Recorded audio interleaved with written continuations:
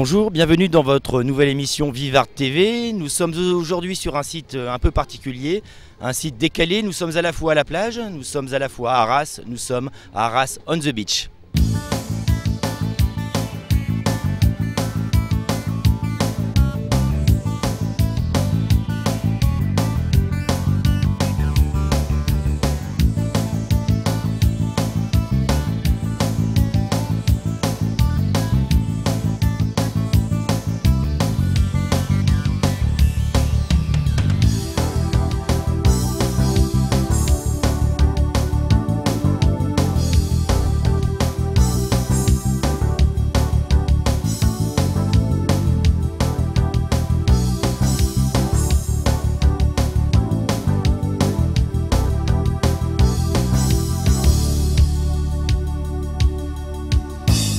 Je suis avec Christophe qui est coordinateur du site. Bonjour Christophe, alors expliquez-moi le site Arras on the beach.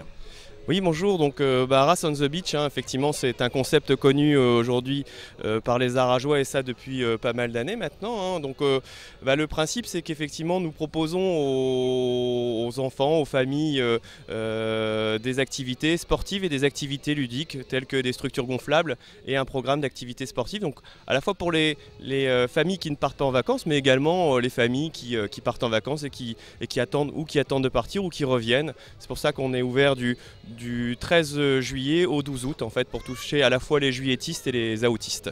D'accord, alors qu'est-ce que vous avez comme activité principale ici ? Alors, comme activité principale, on a un programme d'activités sportives en fait, qui est proposé par le tissu associatif sportif arageois. Donc tout au long de cette manifestation qui dure un mois, nous avons tour à tour les différents clubs qui viennent proposer leurs activités donc sous forme d'animation, d'initiation, mais également des démonstrations.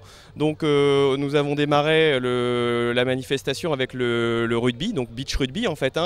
L'intérêt en fait c'est que les associations sportives transposent leurs activités en activité beach. Donc le rugby devient beach rugby. Nous avons eu également le handball qui propose l'activité sandball. À partir d'aujourd'hui, nous avons le badminton qui propose du beach badminton. Nous avons également le Kung Fu Manchu qui va proposer son activité. Et nous terminerons la dernière semaine avec du football, avec la SPTT Football qui viendra prendre ici ses quartiers pour proposer à la fois animation et initiation.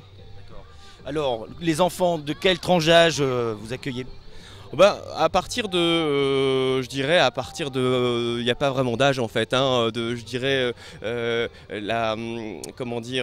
dit souvent de 1 à 99 ans en fait.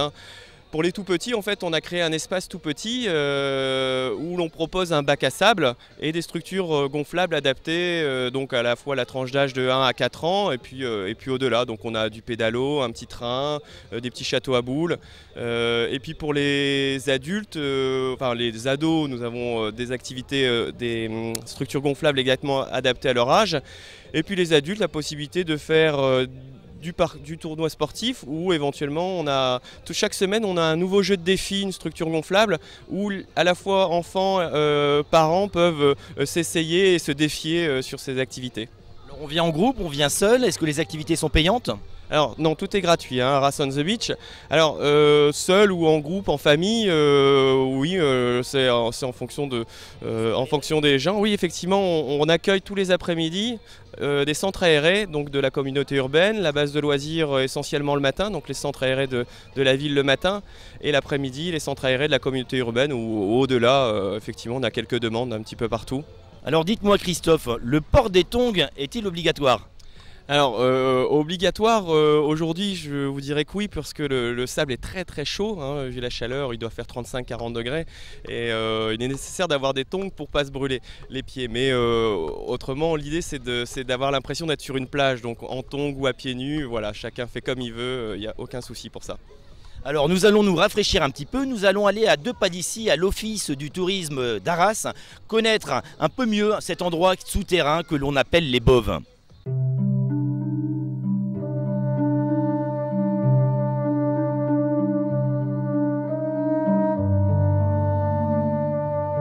Alors ici, donc effectivement, nous sommes dans les Bauves, qui sont des carrières de pierres calcaires creusées au Moyen-Âge, entre le Xe et le XIIe siècle. Donc on pense que la pierre qui a été extraite de ces carrières a servi à construire les premiers édifices religieux de la ville. Et puis après, ces carrières, elles ont eu de multiples fonctions tout au long de leur existence. On s'en est servi comme lieu de stockage, ensuite pendant la Première Guerre mondiale, pour préparer une attaque contre le front allemand, menée par l'armée britannique. Donc voilà, toute une vie qu'on présente aux visiteurs au cours de visites guidées, puisqu'effectivement il y a des visites proposées tous les jours pour les gens qui le souhaitent, qui sont de passage à Arras.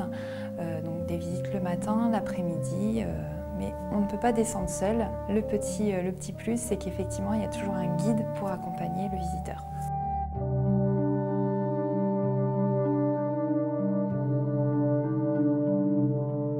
Alors on est sur plusieurs centaines de mètres, c'est vraiment une petite partie de cet immense réseau. Au total, on a 20 km de carrière sous la ville d'Arras.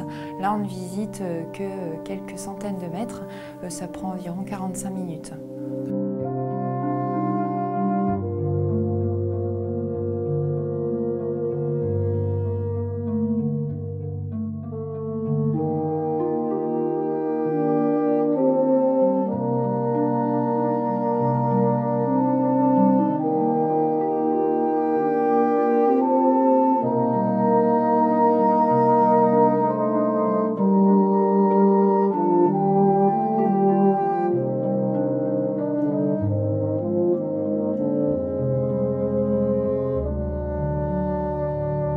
Alors on n'a pas le mot, l'origine exacte de l'étymologie. En fait, on ne sait pas d'où vient exactement le mot Bauve. On sait juste que ça correspond effectivement à l'origine, à des carrières de pierre. Mais c'est vrai qu'on tique toujours un petit peu sur l'origine exacte de ce terme.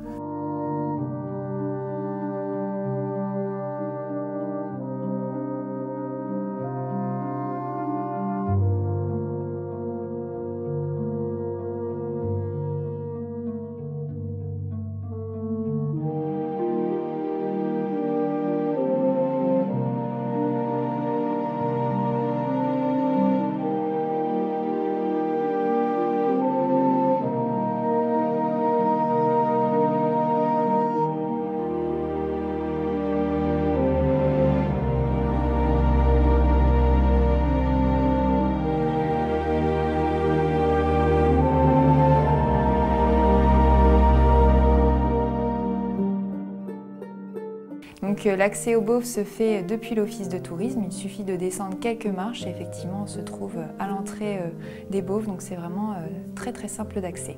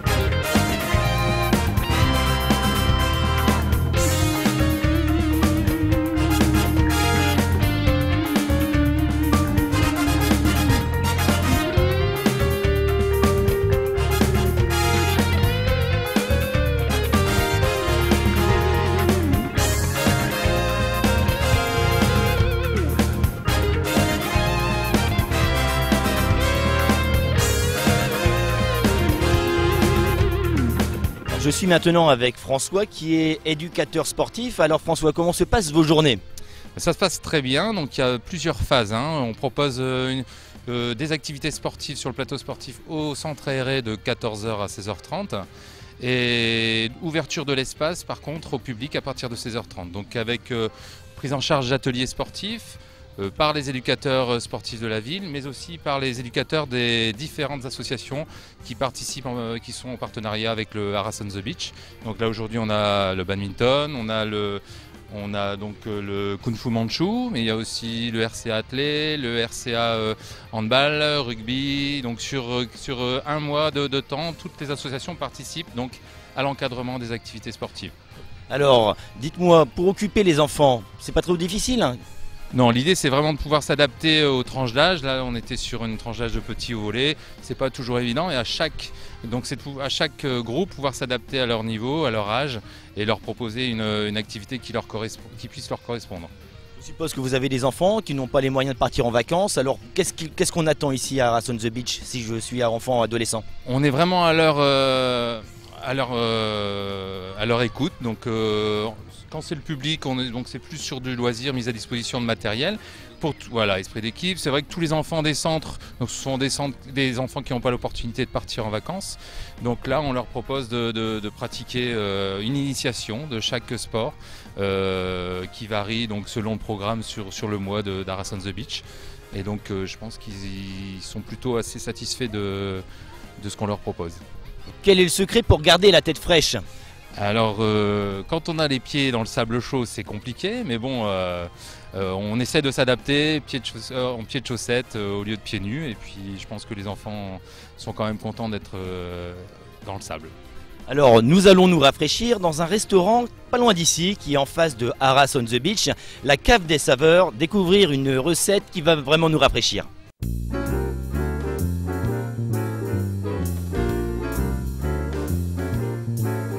Donc bienvenue à la Cave des Saveurs. Moi, Monsieur Radke, Monsieur Decombe, c'est un restaurant qu'on a racheté il y a 3 ans où on fait une carte traditionnelle avec pochel-beige, carbonate flamande, tous les plats traditionnels, l'andouillette d'Arras, tout ça. On a un menu bien-être qui est un menu établi avec une diététicienne, donc 3 entrées, 3 plats, 3 desserts au choix. On a un menu cinéma qui comprend la place de cinéma avec le repas, et après on a une carte un peu plus gastronomique. Donc qui fait un peu plaisir, je pense, à un peu toute la clientèle de toute la race, quoi. Il y a toujours 5 viandes et 3 poissons. La carte essaye d'être changée 2 fois par saison, donc tous les mois et demi, 2 mois maximum. La carte plus gastronomique. La clientèle, une clientèle on va dire que le midi, c'est beaucoup d'entreprises, les banques, enfin tout ça. C'est pour ça aussi qu'il y a une formule du jour. Et le soir, beaucoup de touristes, de la rajoie, tout ça, quoi. En ce moment, c'est beaucoup plus de touristes que de la rajoie, c'est énorme. Donc moi, je suis en cuisine et mon associé en salle.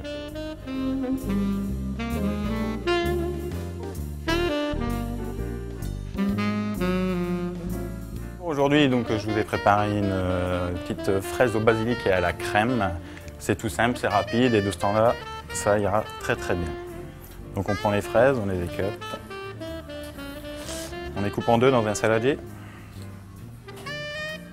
Donc voilà, une fois que les fraises sont coupées, on prend la crème fraîche, à peu près 10 centilitres là, pour 250 grammes.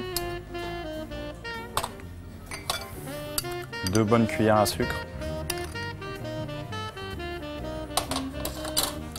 Et du basilic qu'on a haché. Hop. Donc là on mélange.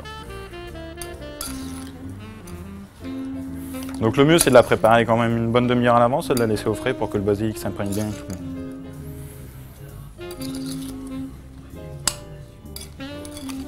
Voilà. Et donc après on dresse.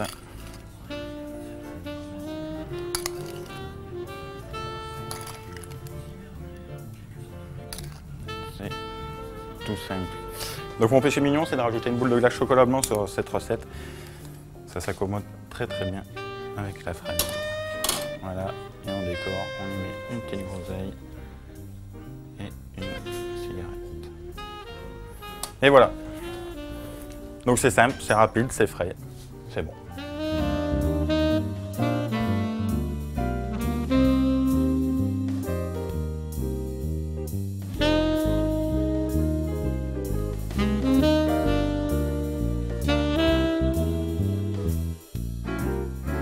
On peut accompagner ce dessert avec un bon verre de Banyuls.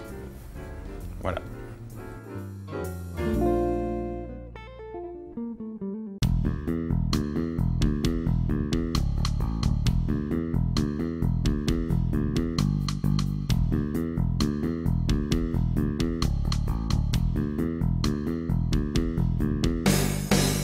y a quelques jours, les sportifs du monde entier se sont réunis à Saint-Laurent-Blangy pour s'entraîner. Saint-Laurent-Blangy retenu comme site officiel, base d'entraînement pour les Jeux Olympiques de Londres 2012. Et nous allons retrouver quelques images tournées par Agora Web TV. Bonjour Olivier, qu'est-ce que tu organises aujourd'hui ? Alors il s'agit d'un entraînement commun entre les différentes équipes qui sont sur le site de Saint-Laurent-Blangy dans le cadre de la base arrière 2012. Nous sommes à 3 jours du départ des délégations pour le canoë-kayak course en ligne qui va courir à partir de lundi prochain à Londres. Et donc ces équipes, on a souhaité les regrouper à une matinée pour s'entraîner ensemble, permettre de mieux les connaître avant effectivement de se rencontrer de manière plus conviviale en salle de conférence de presse après. Et puis c'est l'occasion pour nous effectivement même si les équipes connaissaient l'enjeu des projets Val de Scarpe, mais de leur faire découvrir que du concret est arrivé grâce aux différentes collectivités qui ont soutenu le projet. Voilà, donc un balisage de course comme ils vont retrouver à Londres. Il y a des départs automatiques et puis de voir montrer que le site de Saint-Laurent-Blangy, au-delà de 2012 désormais, pour les athlètes du club de Saint-Laurent, mais également dans le cadre de la préparation des Jeux de 2016 où les équipes vont venir en Europe faire des Coupes du Monde, eh bien, le site de Saint-Laurent-Blangy est aujourd'hui à même d'accueillir comme point de chute en Europe les différentes délégations, qu'elles soient d'Océanie, qu'elles soient d'Amérique du Sud ou d'Asie.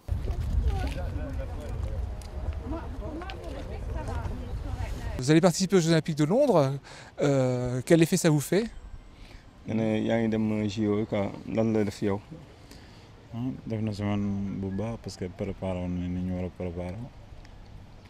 Bon, il dit que c'est bien pour lui, c'est une bonne chose pour lui, quoi. Il se prépare bien. Et quel est votre objectif pour ces Jeux Olympiques ? L'homme, c'est qui, quoi? Son objectif, c'est de gagner une médaille.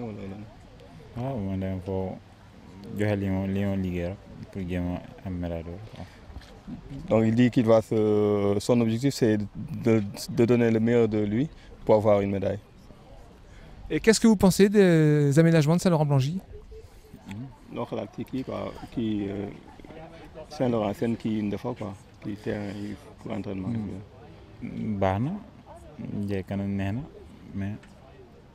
Dit que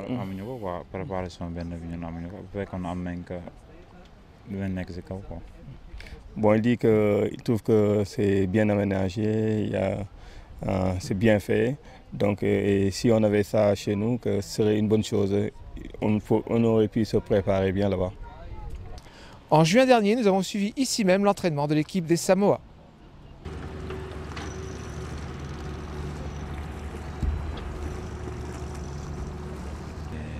On est là pour s'entraîner pour les Jeux Olympiques.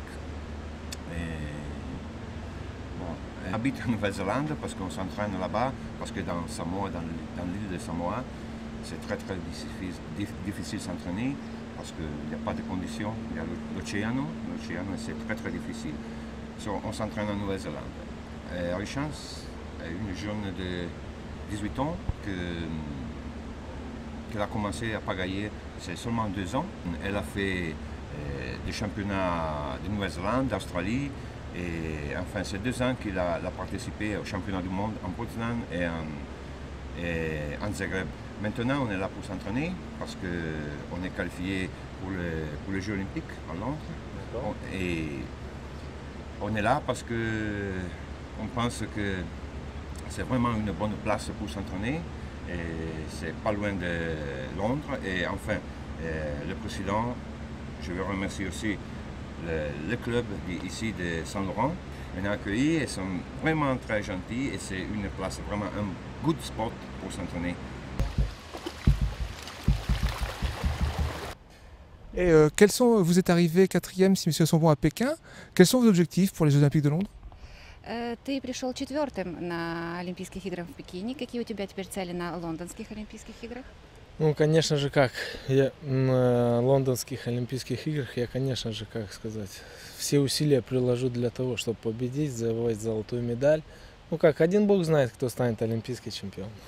Il va faire tout possible, Vadim, il va faire tout possible pour gagner la médaille d'or de Jeux olympiques, mais c'est seulement Dieu qui connaît qui va y arriver. Et qu'est-ce que vous pensez des aménagements de la base nautique? Что ты думаешь обо всем том, что было сделано для того, чтобы тренировки ваши проходили хорошо? Здесь. Да, построили новые. Ну, как? Ну, как здесь новый, то, что построили новый плот. Да. Ну, много, я даже не знаю, что сказать.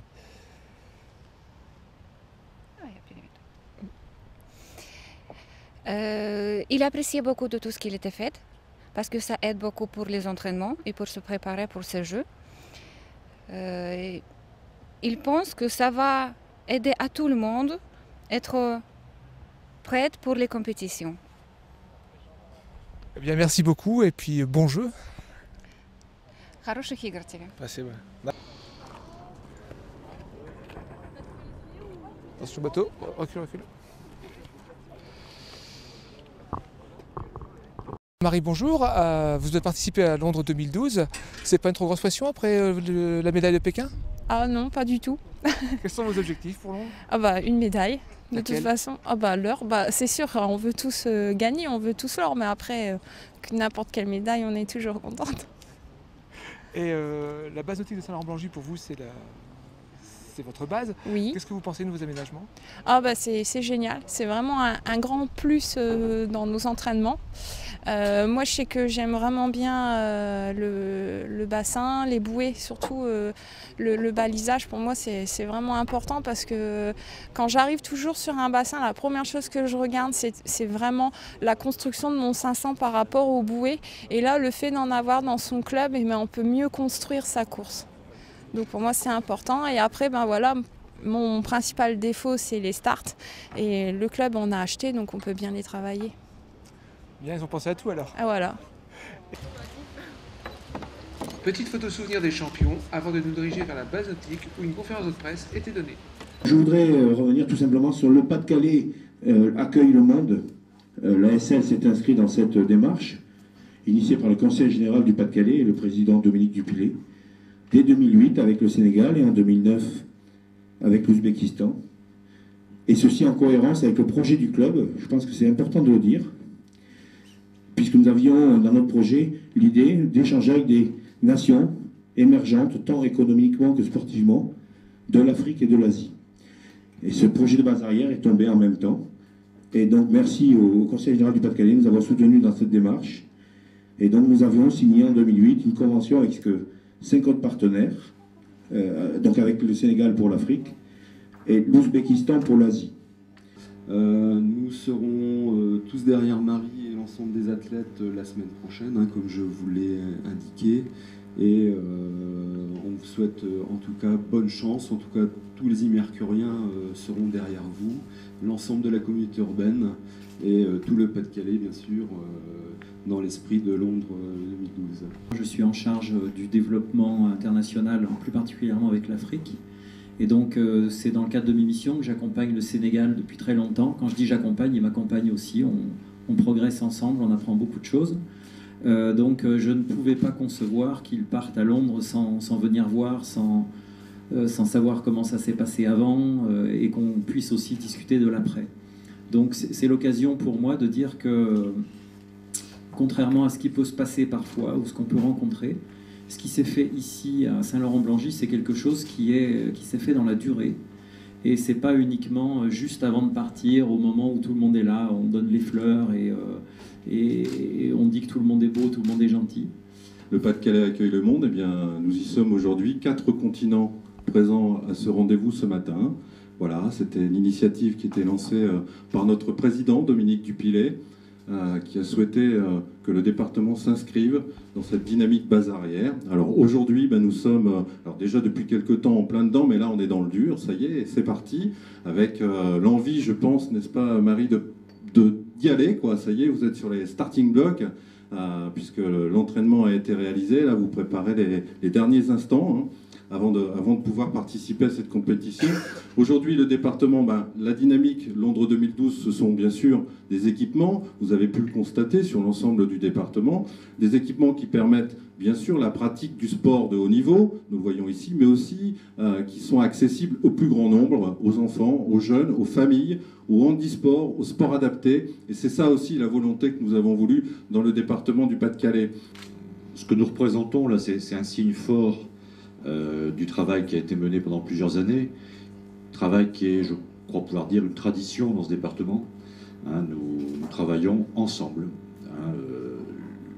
L'opportunité des Jeux Olympiques et cette belle idée du président du Conseil général de base arrière des JO a sans doute renforcé nos partenariats, les a amplifiés en tout cas. Mais c'est vrai qu'on est ici dans une vraie tradition de concertation, de coopération. Et ça s'est notamment illustré très concrètement. On le voit ici, on le voit ailleurs dans le département, par des équipements tout à fait exceptionnels.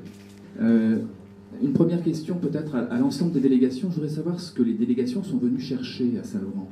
Est-ce que vous êtes venus chercher une proximité de Londres, loin du tumulte à la fois, ou est-ce que vous êtes venus chercher un soutien technique du club et de la Fédération française de canoë-kayak? Donc nous sommes venus ici pour travailler surtout sur le plan technique parce que ça fait 4 ans que nous sommes liés au club de Saint-Laurent. C'est notre partenaire privilégié. Donc comme on avait quelques problèmes techniques avec notre athlète, donc nous nous sommes dit que comme ce sont nos partenaires, nous allons venir au Pas-de-Calais comme d'habitude parce que ça se fait toujours depuis 4 ans avec tous les athlètes. Nous sommes venus ici pour se préparer encore avant d'aller à Londres. Pour nous, c'est vraiment une place parfaite pour s'entraîner. Je connaissais avant Greg et enfin on est là et on veut remercier le club parce qu'on a trouvé un ambiente vraiment accogliente. Il y a tout ce qu'il faut pour s'entraîner. Le bassin, le départ automatique, tout. Bien. C'est vraiment la première fois, c'est une possibilité d'être adapté. C'est pour une meilleure adaptation plus proche à Londres. И прекрасная техническая база, и в целом обстановка, и максимальная возможность и тренироваться, и La deuxième chose qui était soulignée aussi pour l'équipement qui est présent par ici, qui aide vraiment à être prêt pour les Jeux Olympiques. En plus, vraiment hospitalité et la possibilité de se reposer. Laurent Boucher pour la Voix du Nord, c'est une question pour Marie, enfin une double question si possible. D'abord, vis-tu déjà l'ambiance olympique, bien que tu ne sois pas à Londres? Comment vis-tu par exemple les médailles françaises en natation, en judo? Est-ce que ça te met dans l'ambiance olympique? Et puis deuxième question, les encouragements ici à Saint-Laurent-de-Blangy, le fait que tout le club te suive et toute la ville et la CUA, qu'est-ce que ça te fait? Est-ce que ça te motive encore plus? Et depuis samedi, ma télé elle est ouverte 24 heures sur 24 et tout ce que je peux regarder, je regarde parce que là je suis dans une situation de repos où je dois beaucoup me reposer et prendre énormément d'énergie et ça généralement ça se fait soit dans le lit ou dans le canapé en train de regarder la télé. Donc c'est ce que je fais en ce moment et c'est sûr que toutes les médailles qu'il y a aujourd'hui ça nous booste. Et moi, je vous avoue sincèrement que je la trouve vraiment super belle, cette médaille, et elle me paraît énorme.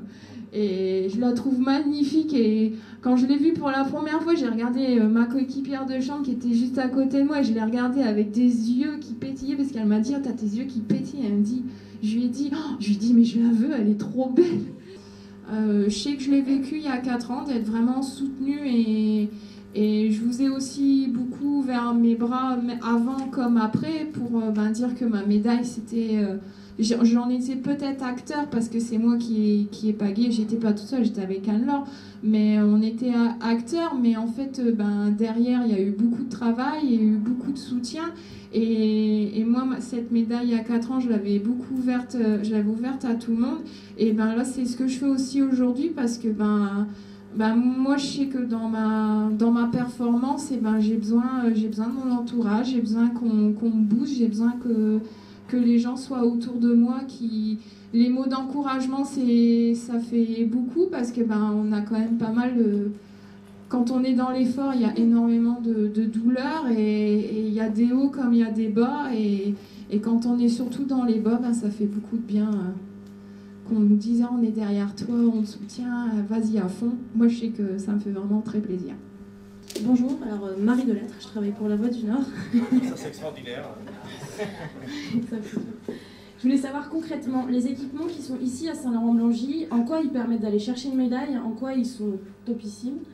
Et deuxième chose, est-ce que le fait d'être base arrière, ça peut attirer des nouveaux licenciés, parce qu'on dit que la discipline du canoë-kayak n'est pas forcément la plus représentée aux Jeux Olympiques. Est-ce que vous pensez que c'est bon pour l'avenir du canoë dans la région? Simplement, quand Marie est médaille de bronze, 6 jours après l'école de pagaie, il y a 60 gamins en plus. Simplement, je pense aussi que l'atout de cette structure, c'est de refaire venir les écoles ici. À Dakar, nous travaillons à la mer. Donc, vous savez que c'est un peu difficile avec les vagues, surtout que l'eau elle est légère. Donc là, au niveau des équipements, quand on vient ici, ils gagnent plus. Et il y a aussi le matériel spécifique. Parce que là-bas, bon, le matériel que nous avons, c'est un peu ancien.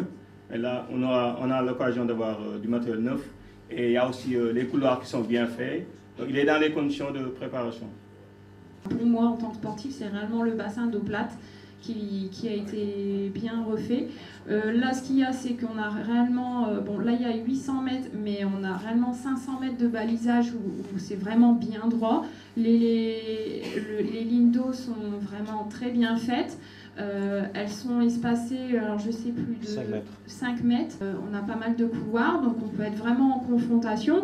Avant, ce qui se passait, c'est que bah oui, on était tête alignée, mais comme ça faisait un virage, et ben, il y avait des gens qui étaient à l'intérieur, donc ils allaient plus vite. Ceux à l'extérieur, voilà, ils se faisaient un peu, on appelle ça jarter.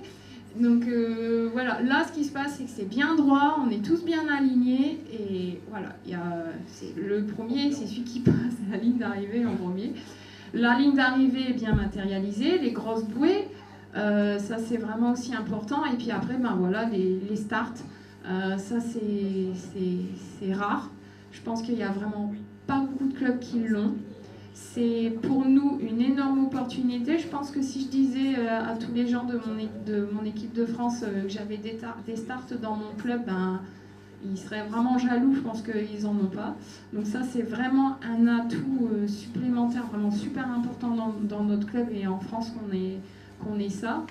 Ça nous permet pas mal de choses parce que voilà, quand on s'entraîne à l'entraînement, on n'est vraiment pas dans les bonnes conditions puisque ben, on les a pas.